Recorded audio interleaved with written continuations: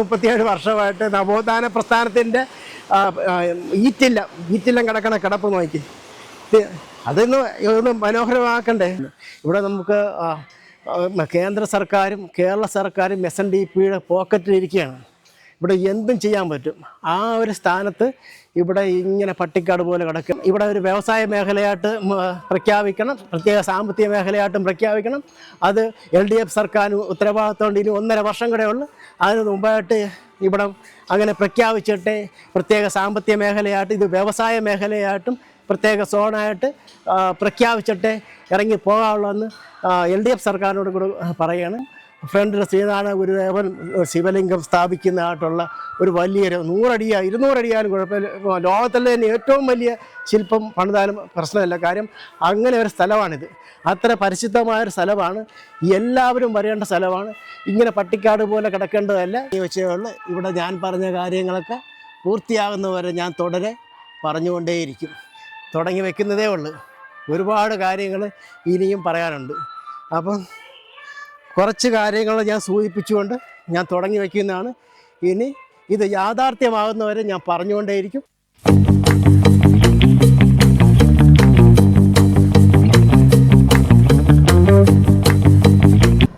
സുഹൃത്തുക്കളെ, അപ്പോൾ ഞാനിപ്പോൾ ഉള്ളത് തിരുവനന്തപുരം ജില്ലയിൽ നെയ്യാറ്റിൻകര താലൂക്കിൽ പെരുങ്കടകുളം പഞ്ചായത്തിൽ നെയ്യാറിന് തീരത്താണ് ഇപ്പോൾ ഉള്ളത്. അതായത് ചരിത്ര പ്രസിദ്ധമായൊരു സ്ഥലത്താണ് ഇപ്പോൾ ഞാൻ നിൽക്കുന്നത്.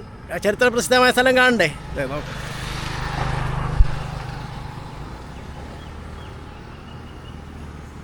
നെയ്യാറിന് തീരത്താണ് ഇപ്പോൾ ഞാനുള്ളത്. ഞാൻ ആ ഒരു ബ്രിഡ്ജിൻ്റെ പുറത്താണ് ഇപ്പോൾ നിൽക്കുന്നത്. നമുക്ക് അടുത്ത സ്ഥലവും കാണാം.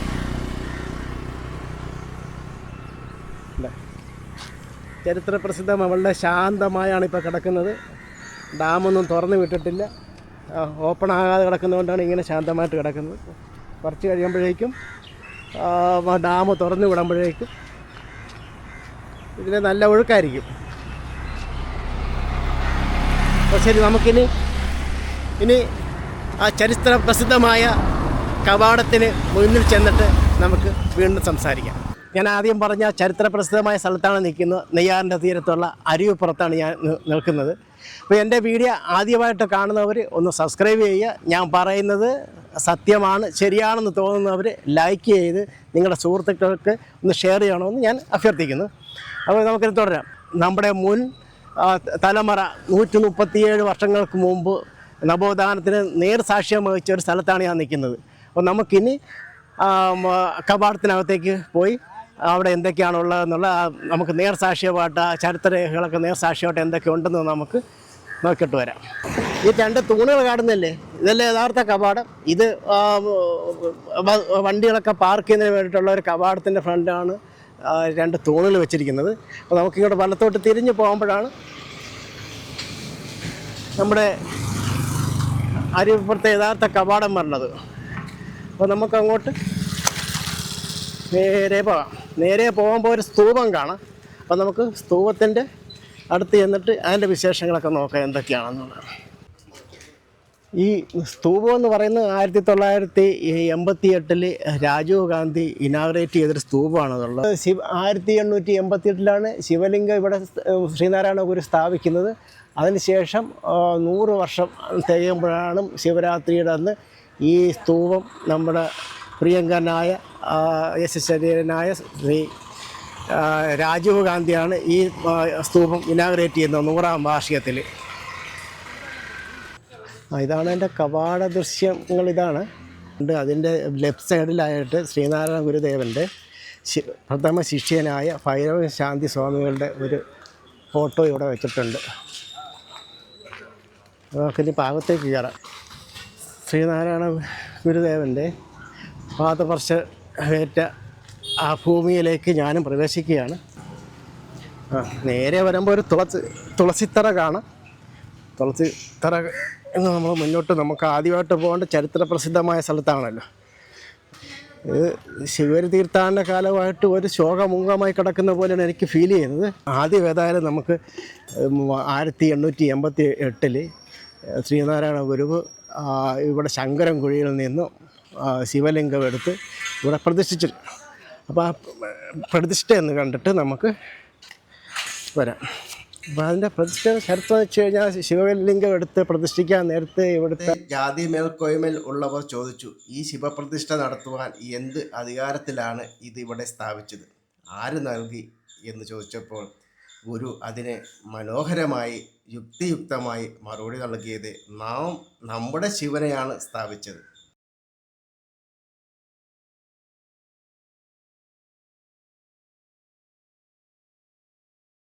ഇപ്പോൾ രണ്ടാമത്തെന്ന് പറയുന്നത് അന്ന് ആ കാലഘട്ടത്തിൽ ഗുരു തങ്ങിയിരുന്ന സ്ഥലമാണ് നമ്മൾ കാണാൻ പോകുന്നത്. അന്ന് ഗുരുവിന് തങ്ങാനായിട്ടൊരു സ്ഥലവും ശിഷ്യന്മാർക്ക് തങ്ങാനായിട്ട് മറ്റൊരു സ്ഥലവും ഗുരു നിർമ്മിച്ചിരുന്നു. അത് നമുക്ക് ഗുരു തങ്ങിയ സ്ഥലം കാണാം. ഇന്നിപ്പോൾ അത് ഗുരുവിൻ്റെ ഗുരുമന്ദിരമായിട്ടാണ് ഇപ്പോൾ അത് മാറ്റിയിരിക്കുന്നത്. ഗുരു തങ്ങിയ സ്ഥലം അത് ഇതാണ്.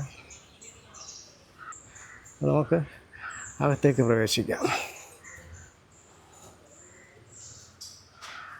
ഓം ശ്രീനാരായണ പരമഗുരുവേ നമഃ.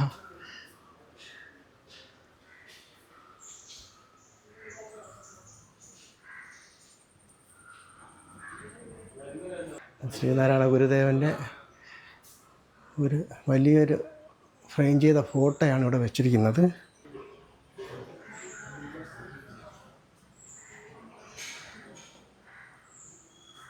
പിന്നെ അടുത്തത് ചരിത്രപ്രസിദ്ധമായി ഇവിടെ ഉള്ളതെന്ന് പറയുന്നത് ഈ ഒരു പ്ലാവാണ്, മുത്തശ്ശി പ്ലാവ്.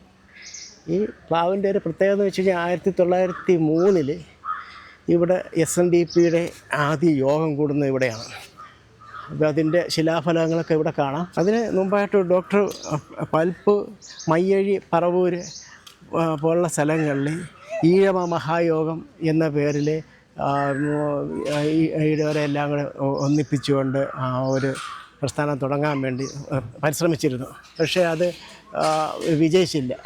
അപ്പോൾ അങ്ങനെ മലയാള പത്രം എന്ന് പറയുന്നതിനകത്തൊക്കെ പരസ്യമൊക്കെ ചെയ്തതിന് ശേഷമാണ് അങ്ങനെ ഒരു യോഗം കൂടാൻ വേണ്ടി പരിശ്രമിച്ച്, സുഹൃത്തുക്കളൊക്കെ ആയിട്ടൊക്കെ യോഗം കൂടാൻ വേണ്ടി പരിശ്രമിച്ചെങ്കിലും അത് വിജയിച്ചില്ല. അപ്പോൾ അതിന് ശേഷമാണ്, ആ കാലഘട്ടത്തിലാണ് ശ്രീനാരായണ ഗുരു ഇവിടെ ഇങ്ങനെ ഒരു വാവൂട്ട് യോഗം എന്നും പറഞ്ഞൊരു യോഗം കൂടുകയും അത് നല്ല ഭംഗിയായിട്ട് പോകുന്നുള്ളത് പൽപ്പ് അറിയുകയും ഡോക്ടർ പൽപ്പ് അറിയുകയും അങ്ങനെയാണ് ഇവിടെ ശ്രീനാരായണ ഗുരുദേവനുമായിട്ട് സമീപിക്കുകയും അപ്പോൾ അതിനോടനുബന്ധിച്ചാണ് ഇവിടെ യോഗം കൂടുകയും ശ്രീനാരായണ ഗുരു അധ്യക്ഷനായി നമ്മുടെ മഹാകവി കുമാരനാശാൻ പ്രഥമ സെക്രട്ടറിയായും ശ്രീനാരായണ ഗുരു പ്രഥമ അധ്യക്ഷനുമായിട്ട് ഇവിടെ യോഗം കൂടുന്നത്. അത് 1903 അപ്പോൾ ഇവിടുന്നാണ് SNDPയുടെ ആരംഭം ഉണ്ടാകുന്നത്. അപ്പോൾ നമുക്ക്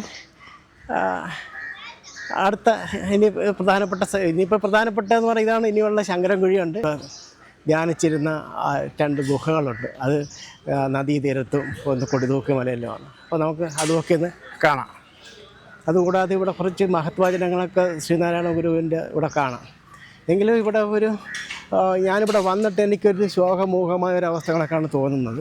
ഇവിടെ ആൾ വരിക എന്ന് പറയുന്നത് ഇതാണ് ശിവഗിരി തീർത്ഥാടനമായിട്ട് ബന്ധപ്പെട്ട്. ഇതിപ്പോൾ 30, 31 തീയതികളിലാണ് ശിവഗിരി തീർത്ഥാടനം ഉള്ളത്. അപ്പോൾ അതിൻ്റെ ഒരാഴ്ച മുമ്പേ ഒക്കെ തന്നെ ഇവിടെ ദൂര സ്ഥലങ്ങളിൽ നിന്നൊക്കെ ബസ്സിലൂടെ ആൾ വരും. അത് കഴിഞ്ഞാൽ ഇവിടെ ശിവരാത്രി മഹോത്സവമായിട്ട് ബന്ധപ്പെട്ട് 10 ദിവസത്തെ ഉത്സവമാണ്. അതിൽ 9 ദിവസം ഇവിടുത്തെ 9 കുടുംബങ്ങൾ നടത്തി. 10ാമത്തത് ഇവിടുത്തെ സ്വാമിജിയുടെ കീഴിലാണ് ആ ഉത്സവം നടത്തുന്നത്. അപ്പോൾ അതേപോലെ തന്നെ ഞാൻ പറഞ്ഞില്ലേ, ഒരു നെഗറ്റീവ് ഇതാണ് ഇപ്പോൾ എനിക്കോട് വന്നിട്ട് ഫീൽ ചെയ്യുന്നത്. ശ്രീനാരായണ ഗുരുദേവൻ്റെ ശ്ലോകങ്ങളും കീർത്തനങ്ങളും എല്ലാം ഇല്ലേ, അതൊന്ന് ചെറുതായിട്ട് ഉച്ചഭാഷണിലൂടെ ചെറുതായിട്ടൊന്ന് കൊടുത്തിരുന്നെങ്കിലും ഒരു ഭക്തിസാന്ദ്രമായൊരു അന്തരീക്ഷം ഇവിടെ ഉണ്ടാകുമെന്നാണ് എനിക്ക് തോന്നുന്നത്. പക്ഷേ ഒരു ശോകമൂകമായൊരവസ്ഥ, എന്താ പറയുക, എനിക്ക് അങ്ങനെയാണ് ഫീൽ ചെയ്യുന്നത്. ഇപ്പം തന്നെ ഈ തീർത്ഥാടന കേന്ദ്രം, ഈ ശിവഗിരി തീർത്ഥാടന നാളായിട്ടുള്ള അവസ്ഥയാണ് ഞാനിപ്പോൾ പറയുന്നത്. വ്യവസായം കൊണ്ടല്ലാതെ ധനാഭിവൃദ്ധി ഉണ്ടാക്കുവാൻ സാധിക്കുന്നതല്ല. എന്ത് മഹത്തായൊരു വചനമാണ് എഴുതി വച്ചിരിക്കുന്നത്. അപ്പോൾ ഇതുമായിട്ട് ബന്ധപ്പെട്ട കുറച്ച് കാര്യങ്ങളൊക്കെ നമുക്ക് പിന്നീട് സംസാരിക്കാം. ഇതുപോലെ വേറെയും കുറച്ച് ഇതുണ്ട്, നമുക്കതൊക്കെ ഒന്ന് കാണാം. ആരിൽ നിന്നും നന്ദി പ്രതീക്ഷിക്കാതെ കർത്തവ്യം അനുഷ്ഠിക്കുക. ആ, ഇതെല്ലാം ക്ലാബും പായലും ഒക്കെ പിടിച്ച് ഇരിക്കുകയാണ്. ഇതിനടുത്ത് കാണിച്ചു തരാം. ഇത് എനിക്ക് വായിക്കാൻ പറ്റുന്നില്ല, നിങ്ങൾക്ക് വായിക്കാൻ പറ്റുമെന്ന് നോക്കി. ഭാര്യ ഭർത്താക്കന്മാർ പരസ്പരം, ബാക്കിയൊന്നും വായിക്കാൻ പറ്റുന്നില്ല കേട്ടോ. പരസ്പരം എന്ത് ചെയ്യണമെന്ന് എനിക്ക് വായിക്കാൻ പറ്റുന്നില്ല, നിങ്ങൾക്ക് വായിക്കാൻ പറ്റുന്നുണ്ടോ എന്ന് നോക്കുക. എനിക്ക് വായിക്കാൻ പറ്റുന്നില്ല. അപ്പോൾ ഒരു ടെൻ ഷീറ്റിൽ ആണ് ഇത് മുദ്രണം ചെയ്തെടുക്കുക. അതൊന്ന് തുടച്ച് വൃത്തിയാക്കാനോ അല്ലെങ്കിൽ അത് കാലഹരണപ്പെട്ടെങ്കിലോ മാറ്റി സ്ഥാപിക്കാനോ ഇതുവരെ സാധിച്ചിട്ടില്ല എന്നുള്ള ഈ തീർത്ഥാടന കാലം, തീർത്ഥാടന കാലമായിട്ട് പോലും ഇതൊന്നും മാറ്റി സ്ഥാപിക്കാൻ സാധിക്കാത്തത് വളരെ ശോചനീയ അവസ്ഥയായിട്ടാണ് എനിക്ക് തോന്നുന്നത്. ഒന്ന് രണ്ടെണ്ണമൊക്കെ തെളിഞ്ഞത് കാണുന്നുണ്ട്. കരിയും ആനയും വേണ്ട, കരിമരുന്നും വേണ്ട, ശ്രീനാരായണ ഗുരു. അത് പറഞ്ഞാൽ നല്ല വ്യക്തമായിട്ടുണ്ട്. കരിയും ആനയും വേണ്ട, കരിമരുന്നും വേണ്ട, ശ്രീനാരായണ ഗുരു. ഇത് അടുത്ത് കാണിച്ചു തരാം. ഇത് എന്താണെന്ന് നിങ്ങൾ വായിക്കണം. മഹത്തായ വചനങ്ങളാണ് എഴുതിയിരിക്കുന്നത്. പക്ഷേ അത് കാലഹരണപ്പെട്ടിട്ടും എടുത്ത് മാറ്റുകയോ ഒരു നിർജീവാവസ്ഥയാണ് ഇവിടെ കാണുന്നത്. ഇത് എടുത്ത് മാറ്റുകയോ പുതിയ സ്ഥാപിക്കുകയോ ഒന്നും, അതൊരു ടിൻ ഷീറ്റ് എന്ത് മനോഹരമായിട്ട് മുദ്രണം ചെയ്ത് വെക്കേണ്ടതാണ്. ഇതൊക്കെ അത്ര മഹത്തായ വചനങ്ങളൊക്കെയാണ് ഇങ്ങനെ കിടക്കുന്നത്. ഈ പല സ്ഥലത്തുള്ള അവസ്ഥയാണ്. ഒരു വർഷം ഇപ്പോൾ ചിലപ്പോൾ ഒരു വർഷത്തിൽക്കുള്ളായിരിക്കും. അടുത്ത ശിവരി തീർത്ഥാടനം ആകുമ്പോഴെങ്കിലും ആൾക്കാരെല്ലാം വരുന്നില്ല, അവർ വായിക്കേണ്ടതല്ലേ. ഇങ്ങനെയാണോ കാണിച്ചു വയ്ക്കേണ്ടത്? ഇത് ഒരു നിർജീവാവസ്ഥയാണ്. എനിക്ക് തോന്നുന്ന കാര്യമാണ് ഞാൻ പറയുന്നത്. അതെങ്ങനെ പറയാതിരിക്കുന്നത്? അതായത് ഓരോ ഭാരതീയനും വരേണ്ട ഒരു സ്ഥലമാണ് ഇവിടെ. കേരളീയർ മാത്രമല്ല, ഇപ്പോൾ ഇത് SND ഇപ്പോൾ ഓരോ ശാഖയിൽ SNDPക്കാർ വർഷാവർഷം ഇങ്ങനെ ശിവഗിരി തീർത്ഥാടനം പറഞ്ഞ് വരുന്ന മാത്രമല്ല. അത് കഴിഞ്ഞ് ഇവിടെ പട്ടിക്കാട് കണക്കാണ് കിടക്കുന്നത്. യാതൊരു അനക്കവുമില്ല. കൊടിതൂക്കുമലയൊന്നും ആരെയും കയറ്റുമില്ല. അവിടെ വലിയ അനാശാസ്യ പ്രവർത്തനം നടക്കുന്നത് പറഞ്ഞാൽ അവിടെ ആരെയും കയറ്റില്ല. എന്തുവാണ് എഴുതി വെച്ചിരിക്കും? ഒരു പീഡ എറുമ്പിനും വരുത്തരുത് എന്നാണ് എഴുതിയത്. എന്തുവാണെന്ന് ഇത് കുറച്ചങ്ങ് ശ്രീനാരായണ ഗുരുദേവൻ ഉണ്ടാ എല്ലാം കാലഹരണപ്പെട്ടതാണ്. ഇത് ഓരോ മരത്തിലുമുണ്ട്. ഇത് ആരെങ്കിലും വായിക്കണ്ടേ? ആരെങ്കിലും വായിക്കാൻ വേണ്ടിയിട്ടല്ലേ ഇത് എഴുതി വെക്കുന്നത്? ഇത് കാട്ടിനുള്ളിൽ ഒരെണ്ണമുണ്ട്. ആർക്കെങ്കിലും വായിക്കാൻ വേണ്ടിയിട്ടാണെന്ന് എനിക്ക് അറിഞ്ഞുകൂടാ. കാട്ടിനുള്ളിൽ എന്തോ എഴുതി വെച്ചിട്ടുണ്ട്. എങ്ങനെ ഈ ഇത് മുള്ളുള്ള ഇതാണ്, മറ്റേ കാഞ്ഞിരം എന്തോ ആണ്, അതിനിടക്കാണ് കൊണ്ടുപോയി വെച്ചിരിക്കുന്നത്. എനിക്ക് കണ്ടിട്ടൊന്നും വായിക്കാൻ പറ്റുന്നത്, നിങ്ങൾക്ക് വായിക്കാൻ പറ്റുന്നുണ്ടെന്നോ നോക്കുക. ഇങ്ങനെയൊക്കെയാണ് ചെയ്ത് വെച്ചിരിക്കുന്നത്. ഇതാരെങ്കിലും വായിക്കാൻ പറ്റുക തന്നെയല്ലേ ഈ ബോർഡ് വെച്ചിരിക്കുന്നത്. അപ്പം ഓരോ കേരളീയനും ഓരോ ഭാരതീയനും വരേണ്ട ഒരു സ്ഥലമാണ് ഈ അരുവിപ്പുറം എന്ന് പറയുന്നത്. കാരണം നവോത്ഥാനത്തിന് തുടക്കം കുറിച്ച ഒരു സ്ഥലമാണിത്. അപ്പോൾ ഞാൻ തുടക്കത്തിൽ തന്നെ തിരുവനന്തപുരം ജില്ല, നെയ്യാറ്റിൻകര താലൂക്ക്, പെരുങ്കടവിള പഞ്ചായത്ത് എന്നെല്ലാം പറയേണ്ടി വന്നത് അതൊരു ഗതികേടാണെന്ന് വേണം പറയാൻ. അങ്ങനെ കാര്യം എത്ര പേർക്കറിയാം, എത്ര പേർ മനസ്സാല ഇവിടെ വന്നിട്ടുണ്ടെന്ന് എനിക്കറിഞ്ഞുകൂടാ. ഓരോ ഭാരതീയനും വരേണ്ട ഒരു ഇടമാണ് ഇവിടെ. അപ്പോൾ നമുക്ക് ബാക്കി കാര്യങ്ങൾ കൂടെ ഒന്ന് കാണാം. നമ്മളിപ്പോൾ ഈ ശ്രീനാരായണ ഗുരുദേവൻ ശിവലിംഗം വെച്ചിരിക്കുന്ന ക്ഷേത്രമുണ്ടല്ലോ, അതിന് നേരെ എതിർവശത്തായിട്ട് തന്നെയാണ് ഈ ശങ്കരൻകുഴി എന്ന് പറയുന്നത്. ഇവിടെയാണ് യഥാർത്ഥത്തിൽ കുറച്ച് ആഴമുള്ളത്, ഖയം ആയിട്ടുള്ളത്. അപ്പം ഇവിടെ നിന്നാണ് ശ്രീനാരായണ ഗുരുദേവൻ 1888 ശിവലിംഗം ഇവിടെ മുങ്ങി ശിവലിംഗം എടുത്ത് അവിടെ പ്രതിഷ്ഠിക്കുന്നത്. അതുപോലെ തന്നെ ഇവിടെ എല്ലാം കാലഹരണപ്പെട്ട് കിടക്കുകയാണ്. കണ്ടേ, തൊഴിലുറപ്പുകാർ ഇവിടെ വന്ന് വൃത്തിയാക്കിയില്ലെങ്കിൽ ഇത് ഇങ്ങനെ കിടക്കും. ആ ഒരു അവസ്ഥയാണ്. അതായത് 137 വർഷത്തിന് മുമ്പ് അതിനേക്കാളും വീണ്ടും 137 വർഷം പിന്നിലേക്കാണ് ഇവിടെ എല്ലാം കിടക്കുന്നതെന്ന് വേണം പറയാം. 137 വർഷം ആയിട്ടും ഇവിടെ ഒന്ന് നല്ല രീതിയിൽ ഒന്ന് ചെയ്ത് ടൈൽസൊക്കെ പാകി, വലിയ ഗ്രിപ്പിംഗ് ടൈൽസ് ഉണ്ടല്ലോ, അതൊക്കെ പാകി മനോഹരമാക്കി ഇവിടെ ഇട്ട് കഴിഞ്ഞാൽ ധാരാളം പേർക്ക് ഇവിടെ ഒന്ന് കുളിക്കാൻ പറ്റും. സമീപവാസികളൊക്കെ ഇവിടെ തന്നെ കുളിച്ച് ഭഗവാനെ തൊഴുത് പോകുന്നത്. ഇതെല്ലാം ഒന്ന് ശരിയായിട്ടൊന്ന് ലാൻഡ്സ്കേപ്പ് ചെയ്ത് ഈ ആറിൻ്റെ തീരം മലയിൽ നിന്ന് ഉത്ഭവിച്ച് പൂവാർ കടലിൽ ചെന്ന് അവസാനിക്കുന്ന നെയ്യാർ ആണ് ഈ കാണുന്നത്. അപ്പോൾ ഇതിൻ്റെ ഈ അരിപ്പുറത്തിൻ്റെ ഈ ഒരു ആറിൻ്റെ സൈഡ് ഒന്ന് ബലപ്പെടുത്തി ക്രമീകരിച്ച് ഒന്ന് മനോഹരമാക്കാൻ ഇന്നേ വരെ ആർക്കും സാധിച്ചിട്ടില്ലെന്നുള്ളതാണ്. ആ കിടക്കണം ഇതിപ്പം കണ്ടേ ഇങ്ങനെ കിടക്കുകയാണ്. ഇതൊന്ന് മനോഹരമാക്കി സൈഡൊന്ന് ബലപ്പെടുത്തി ക്രമീകരിച്ച് ഇട്ട് കഴിഞ്ഞ് ധാരാളം പേർക്ക് ഇവിടെ വന്ന് കുളിക്കാനും കുറച്ച് നേരം ഇവിടെ നിന്ന് വിശ്രമിക്കാനും നല്ലൊരു ആംബിയൻസ് നല്ലൊരു എൻവയോൺമെൻറ്റ് ഉള്ളൊരു സ്ഥലമാണിത്. എപ്പോഴും നല്ല കൂളായിട്ട് ഇരിക്കുന്ന സ്ഥലമാണ്. ആ സ്ഥലത്തിൻ്റെ കിടപ്പാണ് ഈ കിടക്കുന്നത്. നോക്ക് 137 വർഷം നവോത്ഥാനം നടത്തുന്ന 137 വർഷമായിട്ട് നവോത്ഥാന പ്രസ്ഥാനത്തിൻ്റെ ഈറ്റില്ലം കിടക്കണ കിടപ്പ് നോക്കി. ഒന്ന് മനോഹരമാക്കണ്ടേ? ഇപ്പോൾ ആൾക്കാർക്ക് വന്നിറങ്ങി മര്യാദയ്ക്ക് ഇവിടെ നിന്ന് ഇറങ്ങി കുളിക്കാൻ പറ്റുന്ന പരുവത്തിലേക്ക് ഒന്ന് മനോഹരമാക്കി എടുക്കണ്ടേ? ഇന്നേ വരെ ചെയ്തിട്ടില്ലെന്നുള്ളതാണ്. ഇതാരാണ് ഇത്? എത്ര എത്ര എത്ര SNDPക്കാരാണുള്ളത്? ആയിരക്കണക്കിന് 4000, 5000, 8000 എത്രയാണെന്ന് എനിക്കറിയത്തില്ല. ആയിരക്കണക്കിന് ശാഖകളാണുള്ളത്. അവരെല്ലാം ഇവർ വന്നു പോകുന്നതാണ്. അവർ മാത്രം വന്നാൽ ടൂറിസ്റ്റുകൾ വരണ്ടേ? തീർത്ഥാടകരെല്ലാം വരണം. ഓരോ ഭാരതീയനും വരേണ്ട ഒരു ഇടമാണിത്. ഇങ്ങനെ മലിനമായിട്ട് കിടക്കുന്നത്.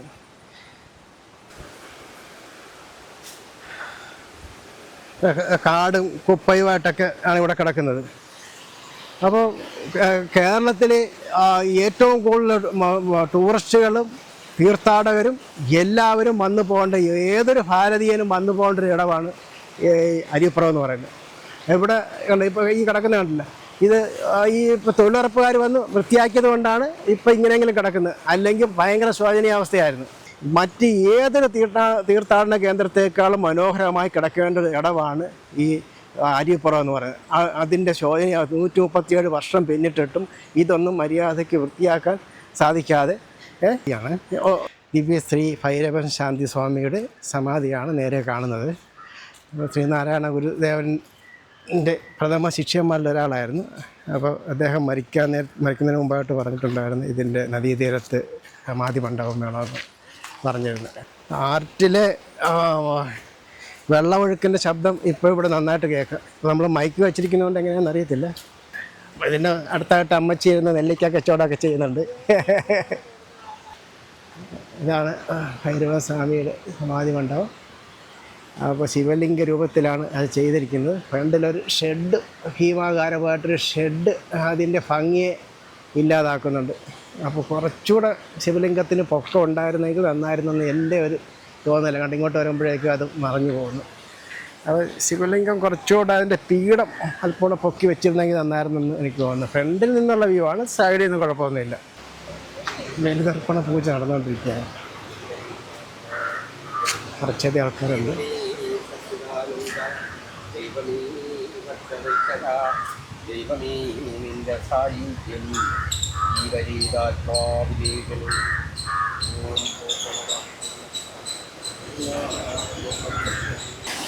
വരുന്നത് അപ്പോൾ ഇവിടെ ഭയങ്കര പാറയെടുക്കാണ്.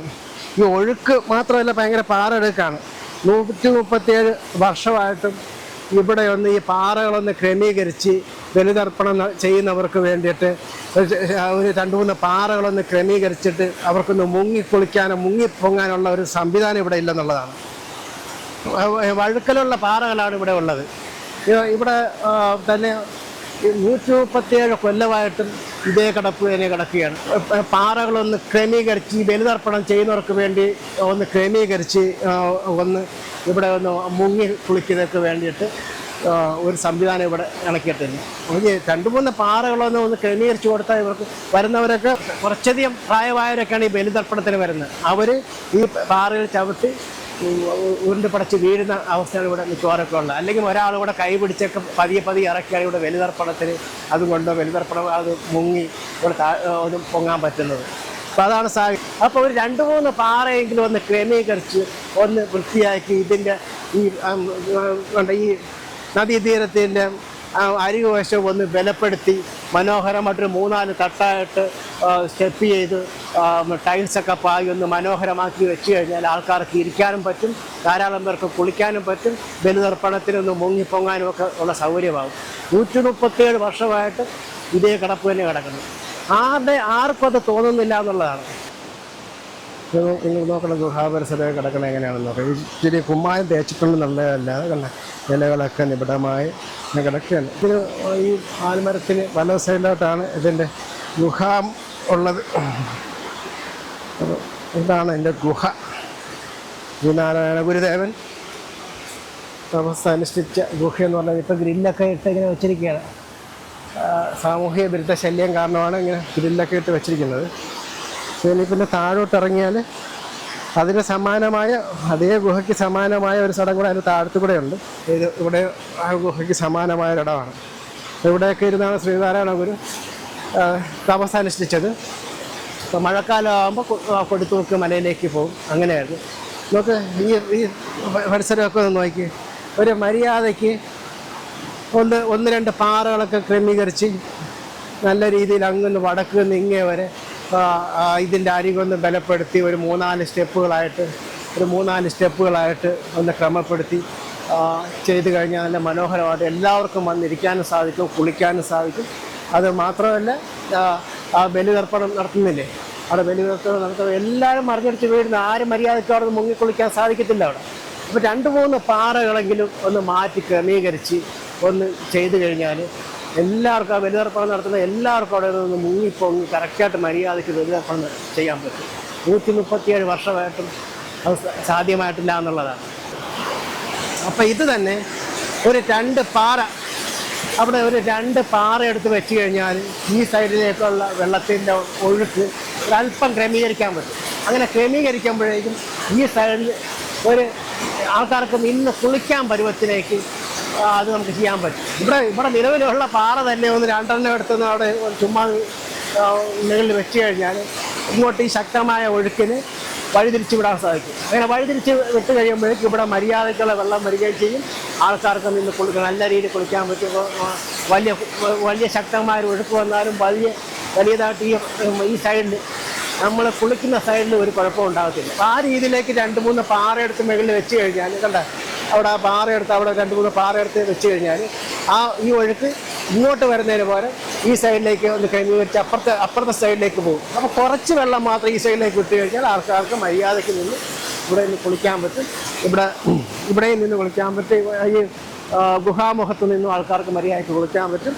അതുപോലെ ഇതൊക്കെ ഈ പാറകളൊക്കെ തന്നെ ഒന്ന് നന്നായിട്ട് ക്രമീകരിച്ച് ഒരു നല്ല സ്റ്റെപ്പ് ഒരു 3-4 മുകളിൽ നിന്ന് തന്നെ ഒരു 3-4 സ്റ്റെപ്പുകളൊക്കെ മരങ്ങളൊക്കെ അതുപോലെ തന്നെ നിർത്തിയിട്ട് വേണം ചെയ്യാൻ. നന്നായിട്ട് ലാൻഡ്സ്കേപ്പ് ചെയ്ത് വേണം ഇവിടെ സ്റ്റെപ്പുകളൊക്കെ നിർമ്മിക്കുക. അങ്ങനെ നിർമ്മിച്ചാൽ എന്ത് മനോഹരമായിരിക്കും. നല്ലൊരു ആംബിയൻസ് ഉള്ള സ്ഥലമാണ്, നല്ലൊരു എൻവയോൺമെൻ്റ് ഉള്ള സ്ഥലമാണ്. അപ്പോൾ അതേ രീതിയിലൊക്കെ 137 വർഷമായിട്ട് ഇതേ കണക്ക് ഇങ്ങനെ അതപ്പതിച്ച് കിടക്കുകയാണ്. ഇതിനൊരു മാറ്റം ഉണ്ടായേ മതിയാകത്തുള്ളൂ. അപ്പോൾ ഇത് ഉത്തരവാദിത്തപ്പെട്ടാൽ ഇതേ വേണ്ട നേതൃത്വം നൽകണം. എല്ലാ SNDPക്കാരും കേൾക്കാൻ വേണ്ടിയിട്ടാണെന്ന് പറയുന്നത്. ഇപ്പോൾ നിങ്ങൾ ഈ വീഡിയോ കാണുന്ന ഓരോ SNDPക്കാരനും നിങ്ങളുടെ സഹ SNDPക്കാരിലേക്ക് ഇത് ഷെയർ ചെയ്യണമെന്നാണ് എനിക്ക് പറയാനുള്ളത്. അപ്പോൾ അതുകൊണ്ട് ഇനിയുണ്ട് മുകളിലേക്കും നമ്മൾ പോകുന്നുണ്ട്, കൊടിതൂക്ക മലയിലേക്കും പോകുന്നുണ്ട്. അതിനെക്കുറിച്ചുള്ള കുറച്ച് കാര്യങ്ങൾ പറയാനുണ്ട്. ശരിയല്ല. 610 മീറ്റർ അരിയപ്പുറം ക്ഷേത്രം, കൊടിതൂക്ക മല എല്ലാം കാലഹരണപ്പെട്ട് കിടക്കണം. ഇവിടെ ഈ പ്രദേശവാസികൾ തന്നെയാണ്. ഇവിടെ ഈ ശിവേരി തീർത്ഥാടനത്തിന് വരുന്ന എല്ലാവരും ഈ കൊടിതൂക്ക് മല കയറുന്നുണ്ട്. 10%. ഞാൻ കഴിഞ്ഞ ദിവസം വന്നതാണ്. ഒരു വണ്ടിയിൽ ഇറങ്ങിയതിൽ 7 പേര് കയറിപ്പോയി. ബാക്കിയുള്ളവർ 7 പേര് അല്ല 10 പേരോളം കയറി, 3 പേര് ഇവിടെ കയറിയിട്ട് തിരിച്ചിറങ്ങി ഇവിടെ വന്നിരുന്നു. ബാക്കി 7 പേര് കയറിപ്പോയി. 10-60 പേര് ഒരു വണ്ടിയിൽ വന്നിട്ട് കയറിപ്പോകുന്നതാണ്. അപ്പം നമുക്കിവിടെ ഒരു മാറ്റം വേണ്ടേ? തീർച്ചയായിട്ടും വേണം.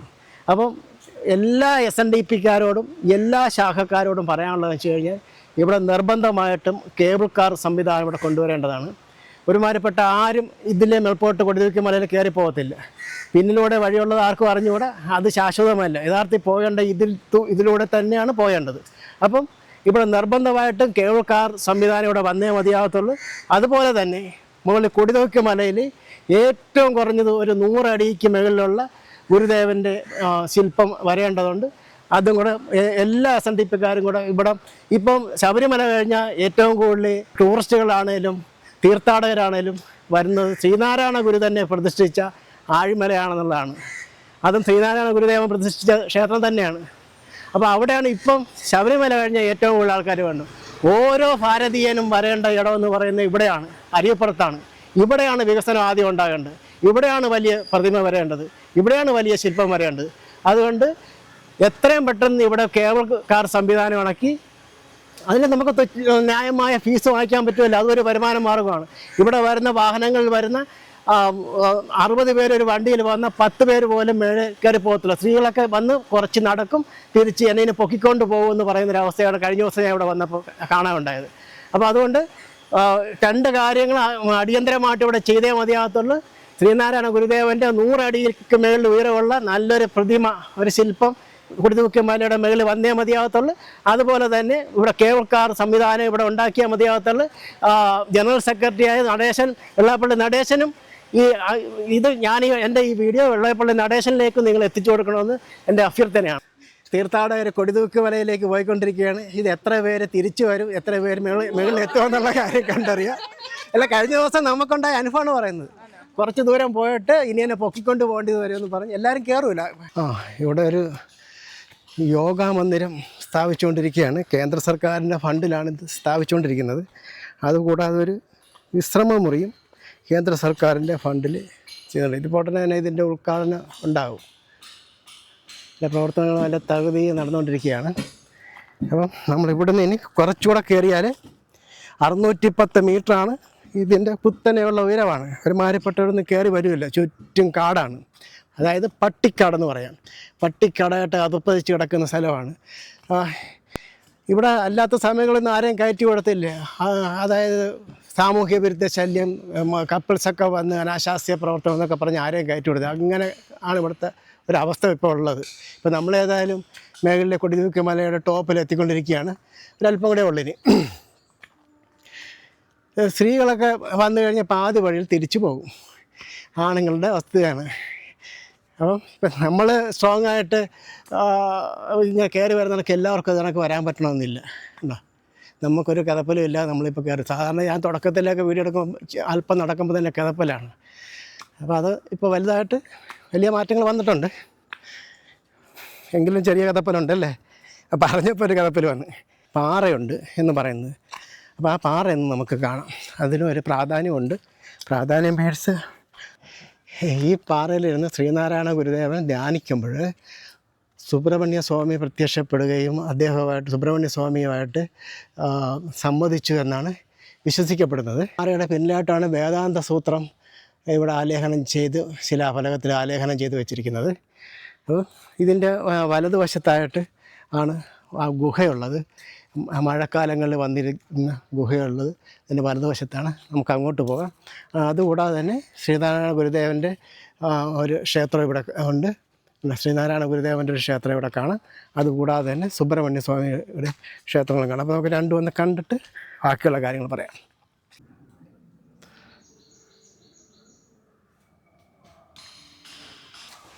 ശ്രീനാരായണ ഗുരുദേവൻ്റെ മന്ദിരമാണിത്, ക്ഷേത്രമാണ്.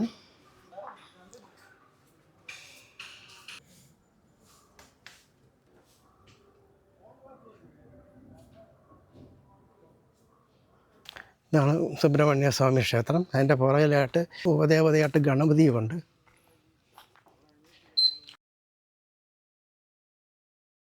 ഗുരുദേവൻ ഇവിടം വരെ എത്തിച്ചു അല്ലേ? എന്നാ അങ്ങനെ പറയാം. എത്തിയ പത്തനംതിട്ട അല്ലേ? ശ്രീനാരായണ ഗുരുദേവൻ ഇവിടെ കൊടിതൂക്ക് മലയിൽ തപസ്സനുഷ്ഠിച്ച സ്ഥലത്തേക്കാണ് നമ്മൾ പോകുന്നത്. ഇതൊരു കുറച്ച് താഴോട്ട് മുകളിൽ വന്നിട്ട് കുറച്ച് താഴോട്ട് വന്നാലാണ് ആ ഗുഹാമുഖം കാണാൻ സാധിക്കുക. ഗുഹയിൽ കയറിയാ കണ്ട ഗുഹ അകത്ത് കയറാൻ പറ്റുക? പ്രകാശമുണ്ടോ, വെട്ടമുണ്ടോ? അതേ നടക്കത്തുള്ളൂ. ഞാൻ അതിനകത്ത് കയറിയില്ലേ? അത്രേ കയറാൻ പറ്റത്തുള്ളൂ. ബാക്കിയൊക്കെ ഇപ്പോൾ കുറച്ചൊരു 5-6 അടി അത്രയൊക്കെ കയറാൻ പറ്റത്തുള്ളൂ. അപ്പം ഇവിടെയാണ് മഴയുള്ള സമയങ്ങളിൽ ശ്രീനാരായണ ഗുരുദേവൻ വന്ന് ധ്യാനിക്കാൻ വേണ്ടി വന്നിരിക്കുന്ന സ്ഥലം ഇവിടെയാണ്. ഇനി ഇതിനകത്തേക്ക് ഇതാണ് എൻ്റെ കവാടം. എല്ലാ സ്ഥലത്തും പോകാൻ പറ്റിച്ച് ഇരുട്ടാണ്, ഒരു ശരിക്കും ഇടുങ്ങിയ ഒരു സ്ഥലമാണ്. അപ്പോൾ ഇതാണ് എൻ്റെ ഗുഹ. കുറച്ച് ദൂരെ പോകാൻ പറ്റും. മറ്റേ യോഗപുര സിനിമ ഉണ്ടല്ലോ, അതിന് മൊത്തം എടുത്തിട്ടുണ്ട്. ആ ആ അത് വേറെ ഏതെങ്കിലും വഴിക്കൊക്കെ ലൈറ്റ് ഇട്ട് കൊടുത്തിട്ട് വേണം. ഇല്ലെങ്കിൽ അവിടെ നിന്ന് ഇങ്ങോട്ട് സൂര്യൻ അങ്ങോട്ടാകുമ്പോൾ ചിലപ്പോൾ ഇതിനകത്ത് ലൈറ്റ് വീഴുമായിരിക്കും. കുറച്ച് കഴിഞ്ഞിട്ട് വേണം. കിട്ടൂലല്ലേ? ഒരിക്കലും കിട്ടില്ല. മുമ്പെന്ന് പറഞ്ഞു കഴിഞ്ഞാൽ ഇതുവഴി ഇറങ്ങണം. താഴെ ഇറങ്ങി മൊത്തം ചുറ്റിക്കയറ്റിയതാണ്. വീണ്ടും കൂടെ തന്നെ ചെറിയ സ്റ്റെപ്പ് പോലെയാണ് കല്ലുണ്ടായിരുന്നു. കല്ല് വഴിയാണ് ചവിട്ടി കയറുന്നത്. മുകളിൽ കൊടിതൂക്കുമല മുകളിലോട്ട് വന്ന് മുന്നോട്ട് വരുമ്പോഴാണ്, കുറച്ചുകൂടെ മുന്നോട്ട് വരുമ്പോഴാണ് ഇടത് സൈഡിലേക്ക് വരുമ്പോൾ ഇവിടെ ഒരു കിണർ പോലെ ഉള്ളത്. ഇത് പറയപ്പെടുന്നത് ശ്രീനാരായണ ഗുരുദേവൻ ഇവിടെ തപസ് അനുഷ്ഠിച്ചുകൊണ്ടിരുന്നപ്പോൾ വെള്ളത്തിനായിട്ട് ഒരു മലയെടുക്കുന്നുള്ള ഒരു ചെടി പറിച്ചു മാറ്റിയപ്പോഴേക്കും അവിടെ വെള്ളം വന്നെന്നാണ് പറയപ്പെടുന്നത്. അപ്പോൾ നമുക്ക് ആ ഒരു സ്ഥലം കൂടെ ഒന്ന് കാണാം. ഇവിടെ എഴുതിയിട്ടുണ്ട്, നമ്മുടെ സമുദായ സംഘടന എല്ലാ മനുഷ്യരെയും ഒന്നായി ചേർക്കുന്നതായിരിക്കണം. ഇവിടെ എല്ലാ മനുഷ്യരെയും ഒന്നായി ചേർക്കുന്നുണ്ടല്ലോ അല്ലേ? ശ്രീനാരായണ ഗുരുദേവൻ്റെ കാലഘട്ടത്തിൽ തന്നെ ചങ്ങനാശ്ശേരിയിൽ അങ്ങനെ മറ്റ് ഇതര സമുദായത്തിൽപ്പെട്ടവരെയൊക്കെ, താഴ്ന്ന ജാതിയിൽപ്പെട്ടവരെയൊക്കെ ശ്രീനാരായണ ഗുരുദേവൻ ഇതിനകത്തേക്ക് ചേർത്തിട്ടുണ്ട്. അതിനുശേഷവും ശ്രീനാരായണ ഗുരുദേവൻ ആറ്റുകാല് ക്ഷേത്ര ഭാരവാഹികൾ രണ്ടായിട്ട് നിന്നുകൊണ്ട് തർക്കം നടക്കുമ്പോൾ ഗുരുദേവനെ വിളിക്കുകയും ഗുരുദേവൻ അവിടെ ചെല്ലുമ്പോൾ താഴ്ന്ന ജാതിയിൽപ്പെട്ടവർ അവിടെ ഗുരുദേവനെ കാണാൻ വേണ്ടി ഇങ്ങനെ മാറി നിൽക്കുന്നത് കാണുന്നു.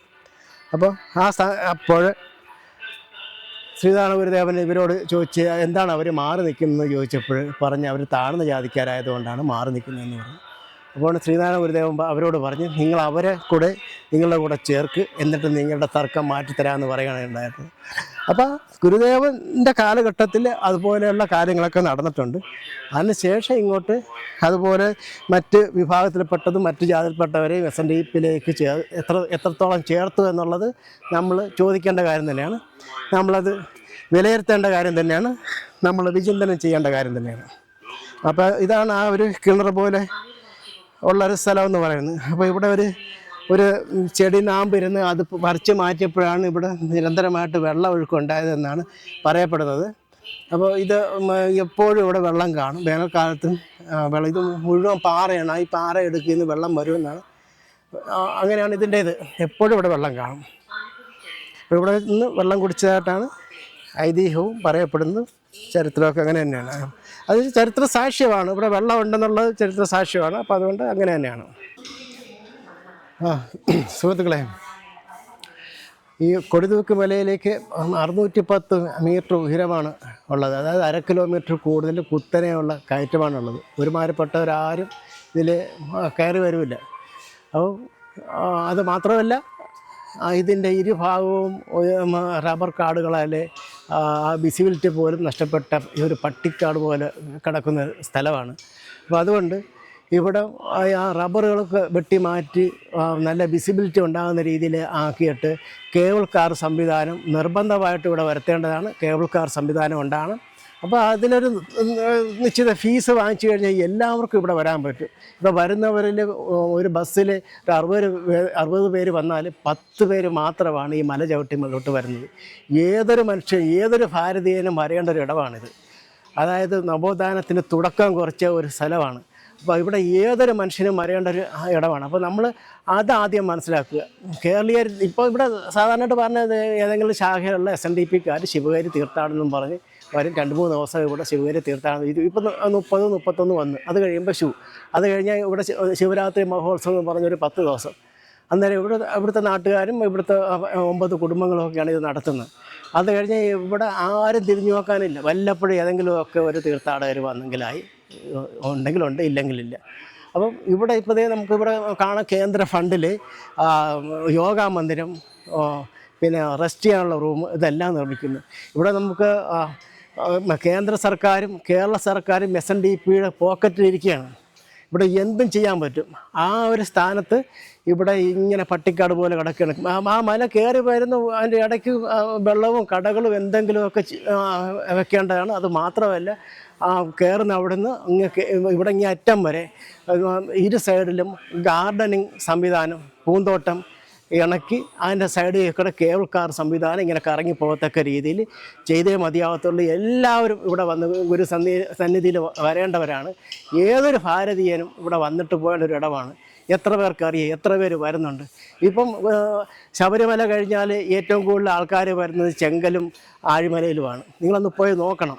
അവിടുത്തെ വികസനവും അവിടുത്തെ വൃത്തിയും ഇതൊക്കെ ഒന്ന് പോയി നോക്കണം. അപ്പം ഞാൻ പറയുന്നത് മനസ്സിലാകും. യഥാർത്ഥത്തിൽ ഈ ആഴിമല ക്ഷേത്രം എന്ന് പറയുന്നത് ശ്രീനാരായണ ഗുരുദേവൻ തന്നെ സ്ഥാപിച്ചൊരു ക്ഷേത്രമാണ്. അപ്പോൾ ഇവിടെ വരുന്നതിനേക്കാളും ധാരാളം പേര്, 100-ലധികം ടൂറിസ്റ്റുകളാണ് അവിടെ വന്നിട്ട് പോകുന്നത്. അപ്പോൾ നമുക്ക് യഥാർത്ഥത്തിൽ എല്ലാ ഭാരതീയനും വരേണ്ട ഒരു ഇടമെന്ന് പറയുന്നത് ഇവിടമാണ്. അപ്പോൾ ഇവിടെ യഥാർത്ഥത്തിൽ നമുക്ക് വലിയൊരു നല്ലൊരു കേബിൾ കാർ സംവിധാനം ഇണക്കണം. മാത്രമല്ല 100 അടിയിൽ ഇപ്പം തന്നെ 137 വർഷമായില്ലേ. അപ്പോൾ അതേ കണക്ക് വെച്ചിട്ട് 100 അടിക്ക് മുകളിലുള്ള ശ്രീനാരായണ ഗുരുദേവൻ ശിവലിംഗം ഇങ്ങനെ സ്ഥാപിക്കുന്നതായിട്ടുള്ള ഒരു വലിയൊരു ശില്പം ഇവിടെ മുകളിൽ സ്ഥാപിക്കണം. അതിനോടനുബന്ധിച്ച് വേണമെങ്കിൽ അതിൻ്റെ ശ്രീനാരായണ ഗുരുദേവൻ്റെ ബാക്ക് സൈഡ് ശിവരൂപം തന്നെ ആയിക്കോട്ടെ. അപ്പോൾ നല്ലൊരു വലിയൊരു ശിവരൂപവും ഫ്രണ്ടിൽ ശ്രീനാരായണ ഗുരുദേവൻ ശിവലിംഗം സ്ഥാപിക്കുന്നതായിട്ടുള്ള ഒരു വലിയൊരു 100 അടിയോ 200 അടിയാലും കുഴപ്പമില്ല. ലോകത്തിലെ തന്നെ ഏറ്റവും വലിയ ശില്പം പണിതാലും പ്രശ്നമില്ല. കാര്യം അങ്ങനെ ഒരു സ്ഥലമാണിത്. അത്ര പരിശുദ്ധമായൊരു സ്ഥലമാണ്. എല്ലാവരും വരേണ്ട സ്ഥലമാണ്. ഇങ്ങനെ പട്ടിക്കാട് പോലെ കിടക്കേണ്ടതല്ല. ഈ കയറി വരുന്നതിൻ്റെ ഇരുവശവും പൂന്തോട്ടമൊക്കെ വെച്ച് നല്ല മനോഹരമാക്കി അത് കണക്ക് കയറി വരുന്നതിൻ്റെ ഇടയ്ക്കിടയ്ക്ക് ഒന്നിൻ്റെ ഭാഗത്ത് ഇരിപ്പിടമൊക്കെ വെച്ചിട്ടുണ്ട്. അത് പോരാ.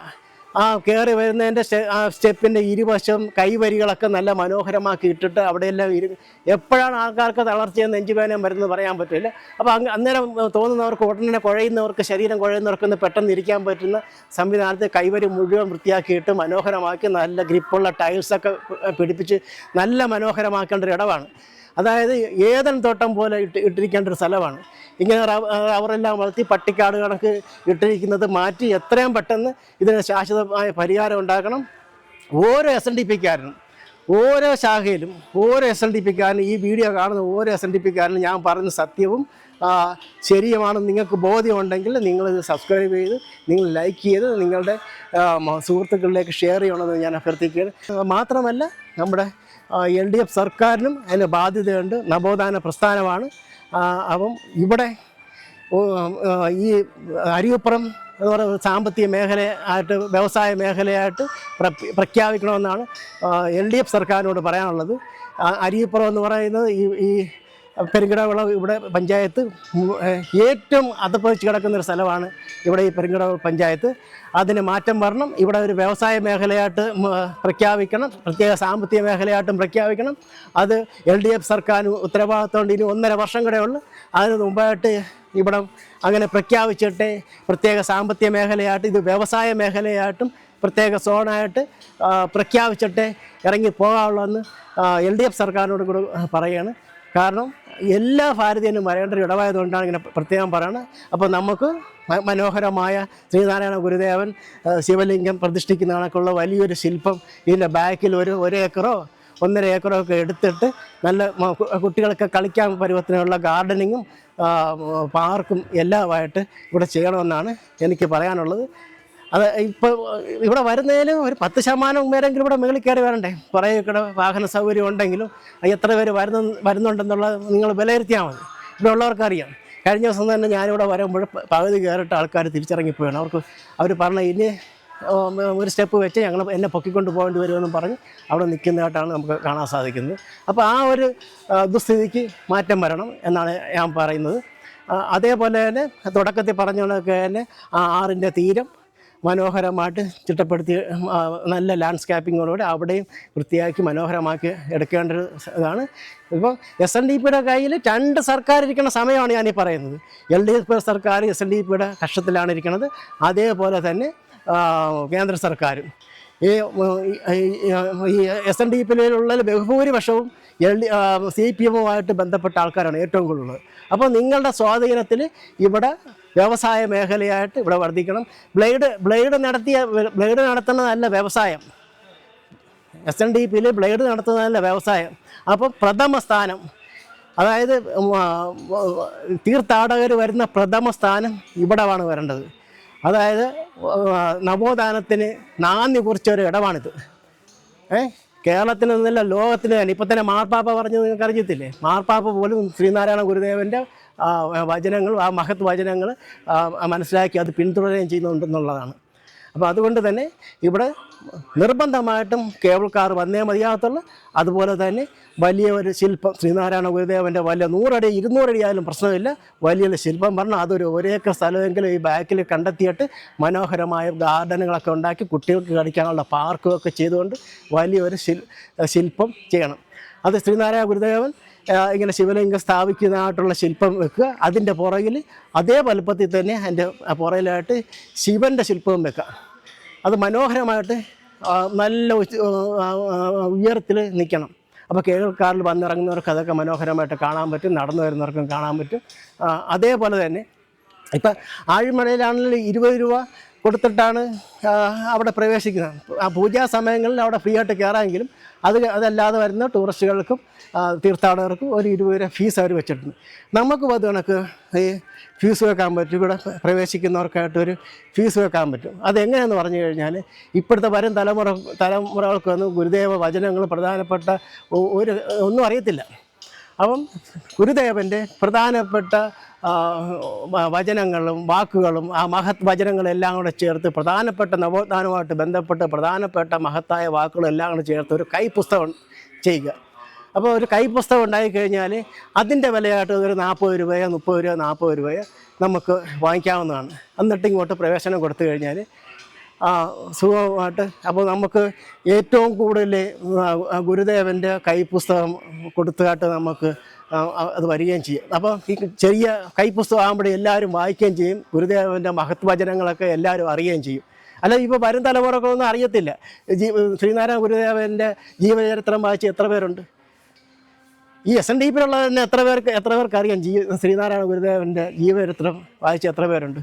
ആരുമില്ല. അപ്പോൾ കൈപ്പുസ്തകം ഇവിടെ വരുന്നവർക്ക് ഒരു കൈപ്പുസ്തകം കൊടുത്തിട്ട് ഇങ്ങോട്ട് പ്രവേശനം അനുവദിച്ചു കഴിഞ്ഞാൽ ഈ വലിയ പ്രതിമകളൊക്കെ വെച്ചതിന് ശേഷം നടക്കത്തുള്ളൂ. ഇപ്പോൾ നടക്കുന്ന കാര്യമല്ല പറഞ്ഞു. വലിയ പ്രതിമകളൊക്കെ വെച്ച് കേബിൾ കാറുമൊക്കെ കൊടുത്തതിന് ശേഷം ഓരോ പാസിൻ്റെ കൂടെ ഓരോ കൈപ്പുസ്തകം കൂടെ കൊടുക്കുകയാണെങ്കിൽ, അതായത് ടിക്കറ്റിന് പകരം കൈപ്പുസ്തകം അങ്ങനെ കൊടുത്താൽ തീർച്ചയായിട്ടും ഓരോ ഭാഷയിൽ നമുക്ക് ഹിന്ദിയിൽ അടിക്കാം, തമിഴിൽ അടിക്കാം, മലയാളത്തിൽ അടിക്കാം, ഇംഗ്ലീഷിൽ അടിക്കാം. അപ്പോൾ ഏത് ദേശക്കാരാണോ പറഞ്ഞത്, ഏത് ഭാഷക്കാരാണോ വരുന്നത്, അതനുസരിച്ച് അവരുടെ അടുത്ത് നിന്ന് തുച്ഛമായ ഫീസ് വാങ്ങിച്ചിട്ട് നമ്മുടെ ഗുരുദേവൻ്റെ കൈപ്പുസ്തകം നമുക്ക് കൊടുക്കാൻ പറ്റും. അപ്പോൾ ആ രീതിയിൽ വേണം ഇവിടെ ചിട്ടപ്പെടുത്താൻ. ഇതൊരു ഏതെങ്കിലും തോട്ടം കണക്ക് വളരെ മനോഹരമായിട്ട് ഇതൊക്കെ പട്ടിക്കാട് കണക്കിടാതെ വളരെ മനോഹരമായിട്ട് നമുക്ക് അണിയിച്ചെടുക്കണം. അതുകൊണ്ട് ഇത് എന്നെ കാണുന്ന എൻ്റെ ഈ വീഡിയോ കാണുന്നവർ ഞാൻ പറയുന്നത് പരമാർത്ഥവും സത്യമാണെന്ന് ബോധ്യമുള്ളവർ ഓരോ SNDPക്കാരും നിങ്ങളെ എല്ലാ ശാഖയിലും ഇത് എത്തിക്കണം. നിങ്ങൾ സബ്സ്ക്രൈബ് ചെയ്ത് ലൈക്ക് ചെയ്ത് നിങ്ങളുടെ സുഹൃത്തുക്കളിലേക്ക് ഷെയർ ചെയ്യണമെന്ന് ആണ് എനിക്ക് നിങ്ങളോട് പറയാനുള്ളത്. ശ്രീനാരായണ ഗുരുദേവന് ജീവഹേതുവായ ജലമാണ് ഈ കാണുന്നത്. കണ്ടോ? ഈ വിഷയമുള്ള ഇവിടെ ഞാൻ പറഞ്ഞ കാര്യങ്ങളൊക്കെ പൂർത്തിയാകുന്നവരെ ഞാൻ തുടരെ പറഞ്ഞുകൊണ്ടേയിരിക്കും. തുടങ്ങി വെക്കുന്നതേ ഉള്ളൂ. ഒരുപാട് കാര്യങ്ങൾ ഇനിയും പറയാനുണ്ട്. അപ്പം കുറച്ച് കാര്യങ്ങൾ ഞാൻ സൂചിപ്പിച്ചുകൊണ്ട് ഞാൻ തുടങ്ങി വയ്ക്കുന്നതാണ്. ഇനി ഇത് യാഥാർത്ഥ്യമാകുന്നവരെ ഞാൻ പറഞ്ഞുകൊണ്ടേയിരിക്കും.